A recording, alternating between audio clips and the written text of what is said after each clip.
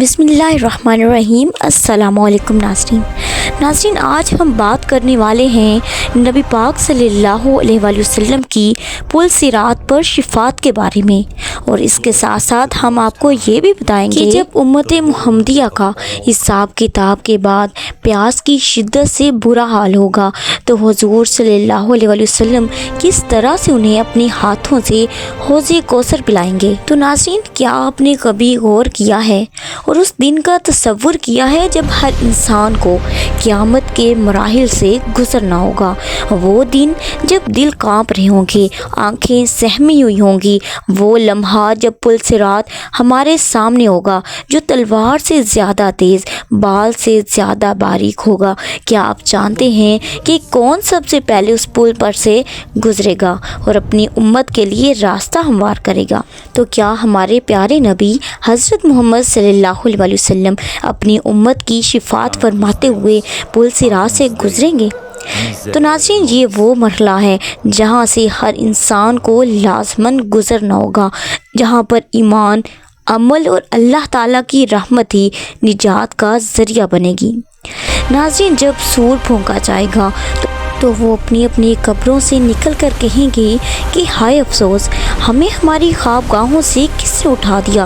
یہی وہ ہے جس کا رحمان نے وعدہ کیا تھا اور رسولوں نے سچ کہا تھا۔ تو ناظرین، قیامت کا وہ دن جب ہر کسی کو اپنی اپنی فکر ہوگی، ہر رشتہ کسی دوسرے کو نہیں پہچانے گا، وہ انکار کر دے گا، ہر طرف نفسا نفسی کا عالم ہوگا اور انسان پسینے میں شرابور ہوگا اپنے اپنے اعمال کے مطابق، اور سورج سروں کے قریب ہوگا، لوگوں کا پسینے میں ڈوب کر برا حال ہوگا، مگر اسی میدان میں ایک ایسی عظیم ہستی سب کے لیے پکاری ہوگی۔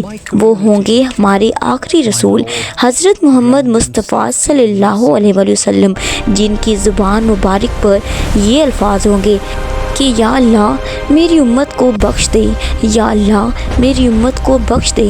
نبی رحمت اللہ تعالیٰ سے سفارش فرمائیں گے اور پھر اس کے بعد حساب کتاب کا مرحلہ شروع ہو جائے گا۔ ہر انسان کو اس کے اعمال کا پورا بدلہ دیا جائے گا۔ سب سے پہلے نماز کا حساب کتاب ہوگا، اور اگر نماز درست ہوئی تو باقی اعمال بھی درست ہوں گے، اور اگر نماز ہی خراب ہوئی تو باقی سارے اعمال بھی خراب ہوں گے۔ اس کے بعد 5 سوالات انسان سے پوچھے جائیں گے جس کا جواب ہر انسان کو دینا ہوگا۔ پہلا سوال کہ اپنی عمر کہاں گزاری، کیا اللہ تعالیٰ کی اطاعت میں گزاری یا پھر نافرمانی کی؟ پھر دوسرا سوال ہوگا کہ اپنی جوانی کہاں صرف کی۔ جوانی انسان کی زندگی کا سب سے قیمتی وقت ہوتا ہے اور اس میں کیے گئے اعمال کا حساب لیا جائے گا۔ تیسرا اور چوتھا سوال ہوگا کہ اپنا مال کہاں سے حاصل کیا اور کہاں پر خرچ کیا، کیا حلال ذرائع سے کمائی کی اور نیک کاموں میں خرچ کیا یا پھر حرام طریقے سے کمایا؟ اور پھر 5واں سوال ہوگا کہ اپنے علم پر کتنا عمل کیا، کیونکہ علم بغیر عمل کے بے فائدہ ہے۔ اور پھر اس کے بعد اعمال تولے جائیں گے میزان پر، جس کا پلڑا بھاری ہوگا وہ جنت کا حقدار ٹھہرے گا اور کامیاب ہوگا، اور جس کا پلڑا ہلکا ہوگا اس کا انجام جہنم ٹھہرے گا، جو کہ بدترین ٹھکانہ ہوگا۔ پھر پل صراط کا مرحلہ آئے گا۔ اب سوال یہ ہے کہ کون اس پر سے بجلی کی رفتار کی مانند گزرے گا اور کون اس پر سے گر کر جہنم میں جائے گا؟ نبی پاک صلی اللہ علیہ وآلہ وسلم کن خوش نصیب لوگوں کی وہاں پر سفارش فرمائیں گی؟ ناظرین، پل صراط سے پہلے ایک اور مرحلہ آتا ہے حوض کوثر کا۔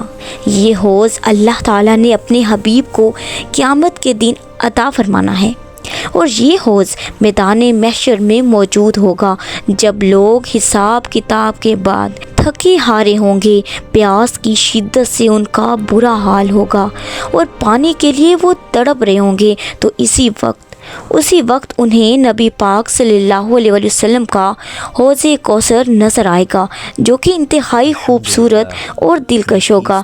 پھر حضور صلی اللہ علیہ وآلہ وسلم اپنے امتیوں کو سیراب فرمائیں گے۔ سبحان اللہ۔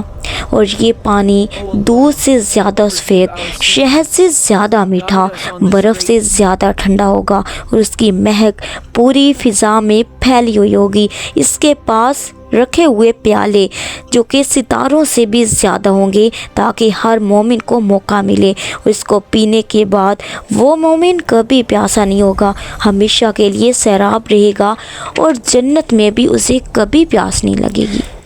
تو ناظرین، وہ مومن اور متقی لوگ حوض کوثر سے سیراب ہو کر تازہ دم ہو کر پل صراط کو پار کریں گے، اور کچھ لوگوں کو ان کے گناہوں کی وجہ سے پل صراط عبور کرنے کے بعد یہ حوض کوثر پلایا جائے گا۔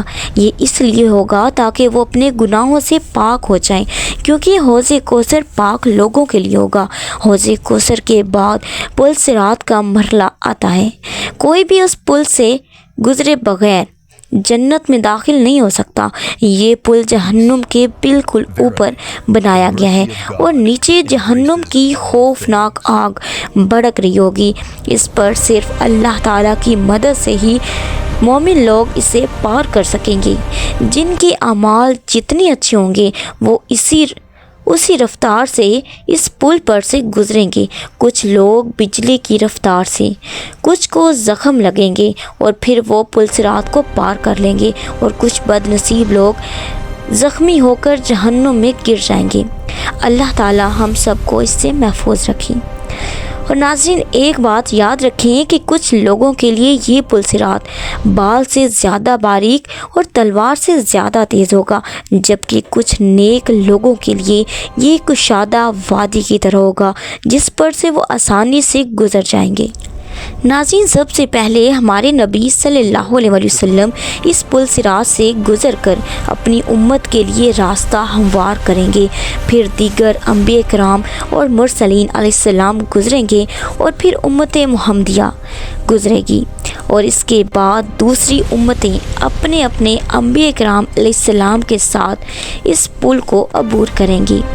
تو ناظرین، جب ہر طرف نفسا نفسی ہوگی تو ہمارے نبی صلی اللہ علیہ وآلہ وسلم پل صراط کے کنارے پر کھڑے ہو کر ربی سلم پکار رہے ہوں گے کہ اے رب، سلامتی عطا فرما، سلامتی عطا فرما، میری امت کو محفوظ فرما۔ وہ لمحہ کتنا سخت اور خوفناک ہوگا کہ جب ہر شخص اپنی اپنی فکر میں لگا ہوگا، لیکن ہمارے نبی صلی اللہ علیہ وآلہ وسلم اپنی امت کی سلامتی کے لیے دعا فرما رہی ہوں گی، اور فرشتے بھی دعا کر رہے ہوں گے کہ اے اللہ، سلامتی سے گزار۔